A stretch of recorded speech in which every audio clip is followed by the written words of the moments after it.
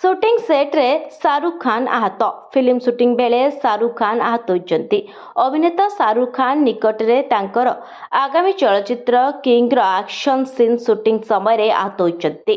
तांको पिठीरे आघात लागिछि। एथिसह Filmer suiting September मास पर्यंत स्थगित रखा जाइतिबा प्रोडक्शन टीम पक्षरु सूचना मिलिछि। आहत परे तेबे चिकित्सा पाए शाहरुख अमेरिका जाइतिबा सूचना मिलिछि। सेटारे हॉस्पिटल से चिकित्सित होउचंती।